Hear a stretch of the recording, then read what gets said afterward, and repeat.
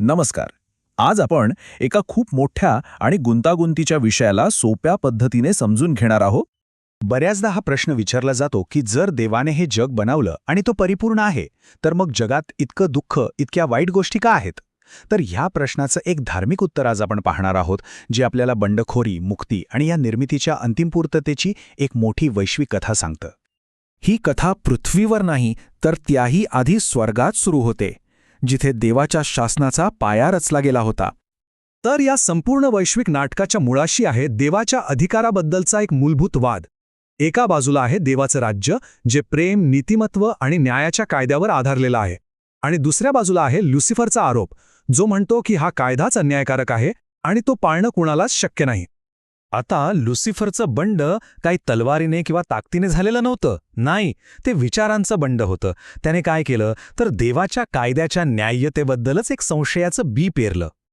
सैतानाचा युक्तिवाद अगदी सरळ होता.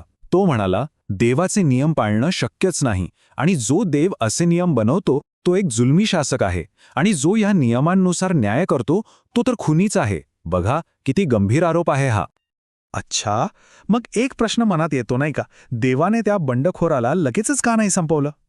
स्रोत सामग्रीनुसार जर देवाने तसं केलं असतं तर इतर स्वर्गीय जीवांमध्ये गैरसमज आणि भीती निर्माण झाली असती. कारण जर सैतानाला लगेच नष्ट केलं असतं तर बाकीच्यांच्या मनात शंका आली असती की कदाचित सैतान बरोबर होता. म्हणून आरोपाला उत्तर देणं गरजेचं होतं. नुसतं बंड दडपणं नाही. मुद्दा शक्तीचा नव्हता तर सत्याचा होता. आणि मग या वैश्विक रंगमंचावर प्रवेश होतो मानवजातीचा. तर मग आदामाला का निर्माण केलं गेलं? याचा एक दुहेरी उद्देश होता. पहिला, तो देवाच्या पुत्रासाठी म्हणजेच शेवटच्या आदामसाठी एक शरीर, एक पात्र बनणार होता. आणि दुसरा, हे सिद्ध करण्यासाठी की देवाच्या प्रेमाच्या नियमानुसार जगणं शक्य आहे. पण झालं उलटच. पहिला आदम अयशस्वी ठरला. सैतानाच्या बोलण्यात येऊन त्याने आज्ञा मोडली आणि हे करून त्याने आपला अधिकार तर गमावलाच, पण तो त्याच शक्तीचा गुलाम बनला जिला त्याला खोटं ठरवायचं होतं. या एका चुकीचे परिणाम खूप भयंकर होते. पृथ्वीवरचं राज्य सैतानाच्या हातात गेलं. बळी तो कानपिळी हा नियम सुरू झाला. जगात दुःख आणि कष्ट आले. आणि सगळ्यात महत्त्वाचं म्हणजे मृत्यूने या जगात प्रवेश केला. पण थांबा, आदामाचं अपयश ही कथेची शोकांतिका नव्हती. उलट ही तर देवाच्या मोठ्या योजनेची सुरुवात होती. आणि इथे येतो शेवटचा आदाम. हा दुसरा कोणी नसून देवाचा पुत्र येशू आहे. तो मानव बनून आला यासाठी की जिथे पहिला आदाम हरला तिथे तो जिंकेल आणि जे काही गमावलं होतं ते परत मिळवेल. बंडखोरीला ताकदीने उत्तर देण्याऐवजी देवाने प्रेमाचा मार्ग निवडला. जसे इथे म्हटले आहे, आपण पापी असतानाच ख्रिस्त आपल्याकरिता मरण पावला. हेच देवाच्या प्रेमाचं सर्वात मोठं प्रमाण आहे. हा पुरावा कुठे होता? तो होता त्या बलिदानात. येशूने एक निष्पाप जीवन जगलं आणि तरीही पापी माणसांसाठी स्वतःचा जीव दिला. या एका कृतीने त्याने देवाचं प्रेम तर सिद्ध केलंच, पण सैतानाच्या प्रत्येक आरोपाला खोटं ठरवलं. आणि कारण तो निष्पाप होता, मृत्यू त्याला रोखूच शकला नाही. त्याचं पुनरुत्थान हाच अंतिम विजय होता. यातून हे सिद्ध झालं की देवाचा कायदा मृत्यू नाही तर जीवन देतो. ठीक आहे, तर ख्रिस्ताचा विजय हा पहिला पुरावा होता.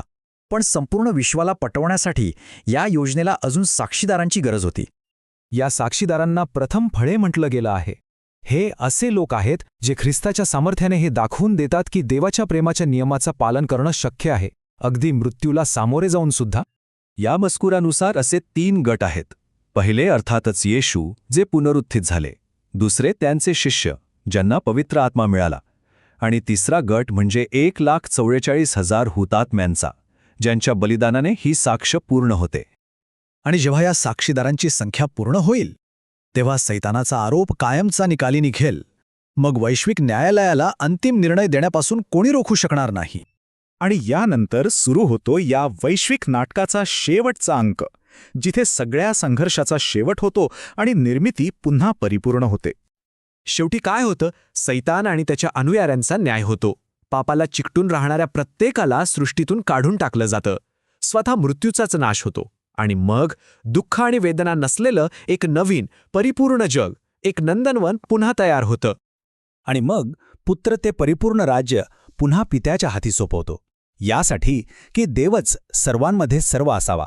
निर्माता आणि निर्मिती यांच्यात एक परिपूर्ण एकोपा साधला जातो. ही कथा आपल्याला फक्त जगात वाईट का आहे ह्याचं उत्तर देत नाही, तर एका मोठ्या प्रश्नावर विचार करायला लावते. विचार करा, जर हे जग खरोखरच परिपूर्ण झालं, वाईटापासून पूर्णपणे मुक्त झालं, तर मग एक माणूस म्हणून जगण्याचा खरा अर्थ काय असेल?